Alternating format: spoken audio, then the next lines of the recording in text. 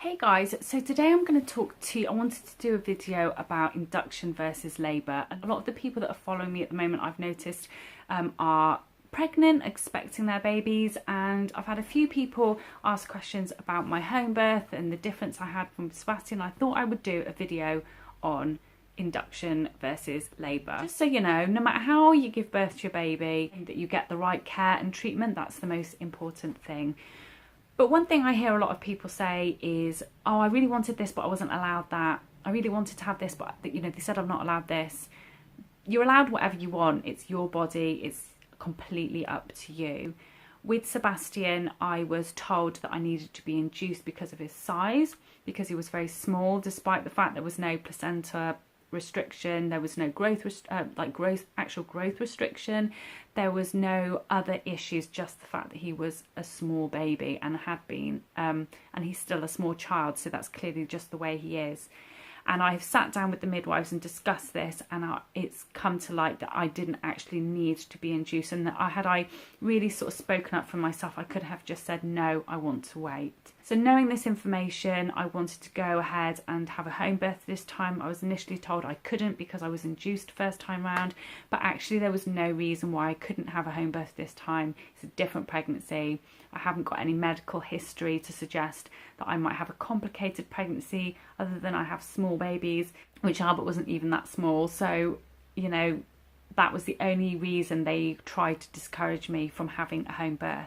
So birth experience also is really gonna, I think, it can be the benchmark to how you kind of continue your parenting journey. I know, or certainly for myself, my induction and the experience really was very traumatizing, and I ended up with severe postnatal depression, which I think was very closely linked to that. So everyone wants to have the labour that is going to be, that they can remember, that's going to be nice, and there are a few things that you can do to help that.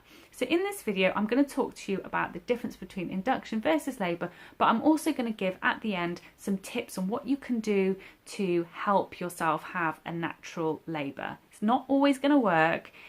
This was my second baby, so my body is obviously given birth already, but it might, so it's worth a try. With Sebastian, I was induced in all the different stages, and if you want to see a video on my labour and delivery, I will leave that link down below. But I originally had a pessary, and that was on the Friday before my due date. That didn't work, it took 6 hours, but I was still in a lot of pain because it still did start contractions going. So they gave me the gel, I think, or one way or the other. A gel, waited 6 hours, that didn't work. I was still in so much pain, and I think I'd progressed to like 2 centimetres or 3 centimetres or something. Then finally they said, right, your waters have been slowly trickling out, because that started to happen as well. And so I was at risk of infection. Let's put you on the hormonal drip. I was literally hooked up to everything under the sun, every machine under the sun, and pumped full of this Pitocin, which is like a synthetic oxytocin, synthetic drug, and it was basically pumped through me, and within minutes she kept cranking it up, and it was like someone was ripping open my cervix. It was horrific. I really wanted a water birth, and I really wanted to do it naturally, and all that went out the window, and I just said, okay, just get me the epidural, please. I just was not coping at all. I had the epidural. Yes, it took the pain away, but it made me feel very out of control, very disconnected to my body, very just not right, just not right. And then suddenly it was 12 o'clock midnight, and then it was 6 o'clock in the morning. I don't know where those 6 hours went. And it was like, you're 10 centimetres, time to push. And I pushed, and out came Sebastian. And the minute he came out, because I didn't feel him coming out, and I was so high on all this, I just was pumped full of all this stuff. I wasn't high, I was just feeling really ill. I didn't want him, and I started being sick, and I just did not want him. I wanted to leave him at the hospital. I didn't believe he was my son.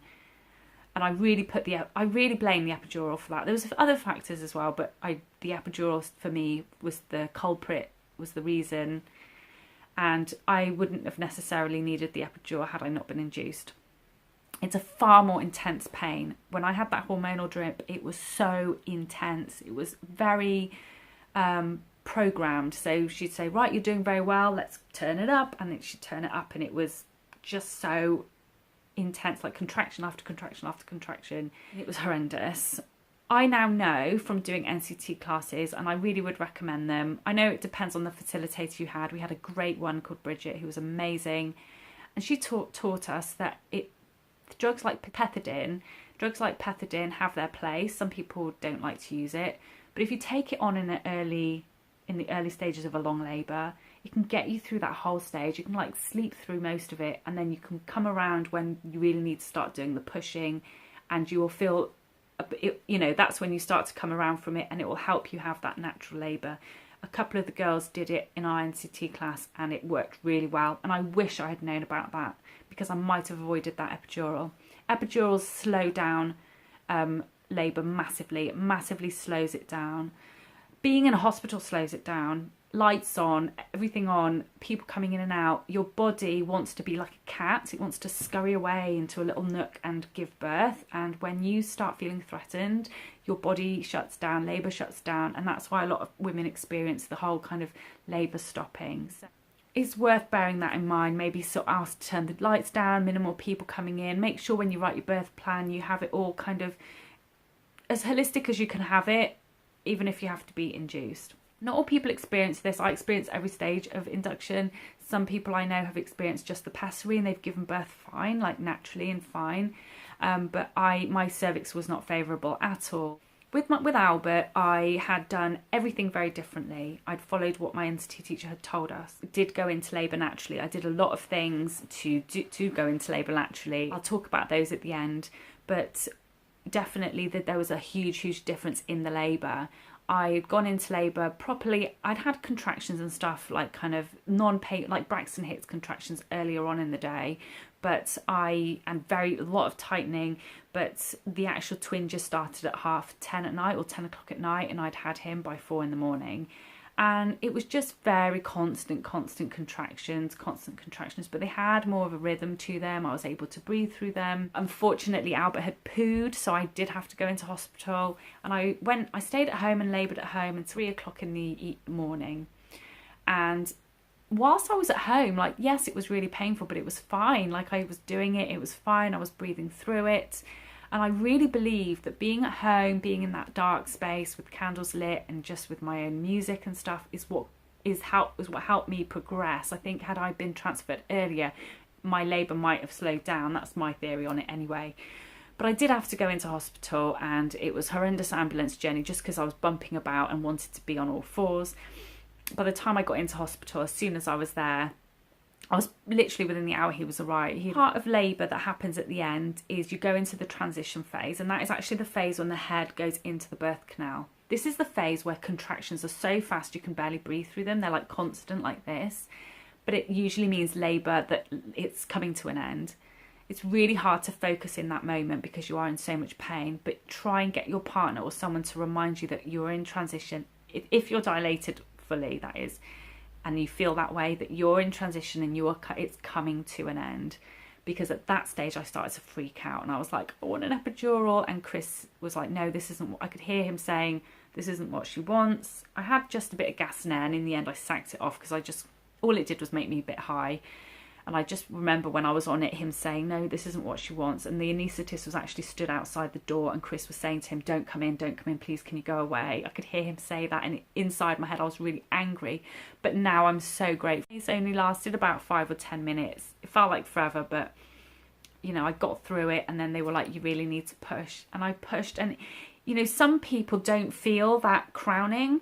They don't feel the ring of fire. A lot of women I know don't feel that, but I did. Some women, it's like 50-50. Some women do, some women don't, and I did, and it did hurt. But he came out, and I held him in my arms, and it was instant love. Unlike with Sebastian, it was just this instant rush of love, and I felt like a hero. I felt amazing, like a goddess for doing what I just did. I felt amazing, and it really wasn't that bad. Like, I would do it again and again and again just for that feeling. It was phenomenal.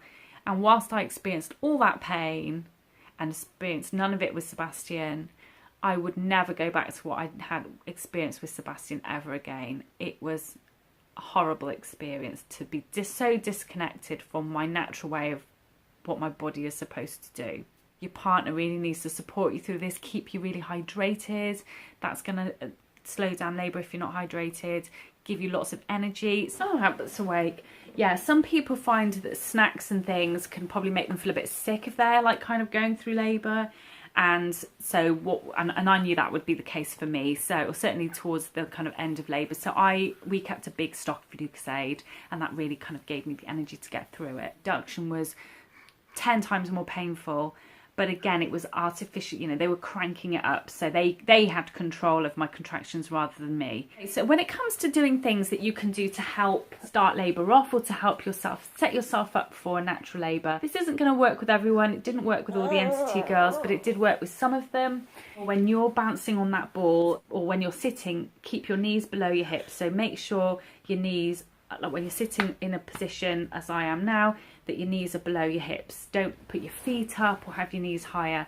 That's going to help your baby kind of get into that position to help them engage much, much better. Raspberry leaf tea as well. Yeah, a lot of people think that raspberry leaf tea is something that is used to kind of get labour started, and it isn't, but it is something that's used all around the world in different cultures to help soften a cervix. In places like Middle Eastern countries, they actually use it, take it from the moment they find out they're pregnant. But here they don't recommend doing that in case there's issues of preterm labour. I don't think there's any cases of that, but you know, you've got to use it. Any of these things you must use with caution. So I started drinking, I think, a cup a day at like 34 weeks, and then at 35 weeks I increased it to 2 a day, and then 36 I started taking the capsules as well, and then I think I was just constantly drinking it and taking capsules. Capsules is probably easier if you can't tolerate the drink.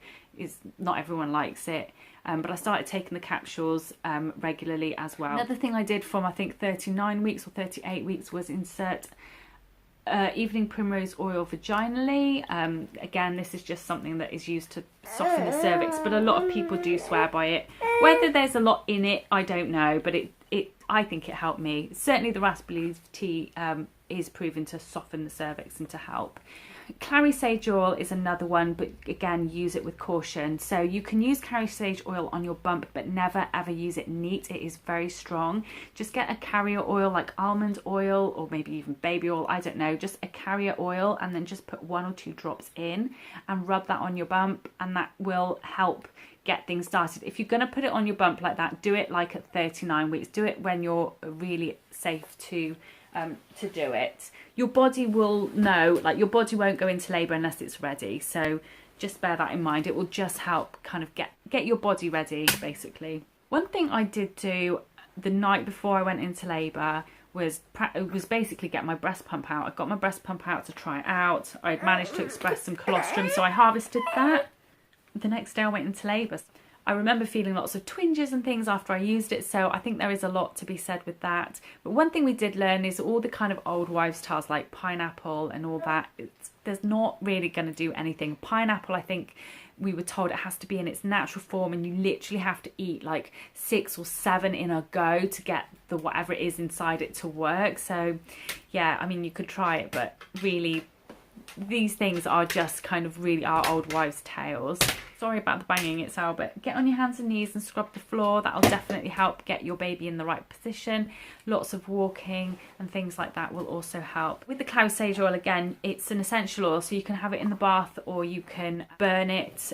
You know, you can do that, but I really didn't like the smell of it at all, so never, that's not something I did. Just remember that, you know, you have a choice. One thing that's worth Googling or looking up is BRAINS, and BRAINS is an acronym. I'll leave that down below, and it's basically like a self-assessment to deciding what is right for you. So if you're being told you must be induced, just go through BRAINS and think about, do I really need to be induced? Why are they wanting to induce me? What are the kind of signs to show?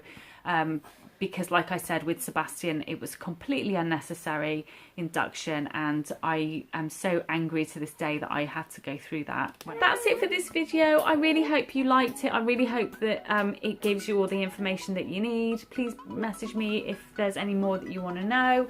But yeah, that's just my experience. Obviously everyone's experience is very, very different.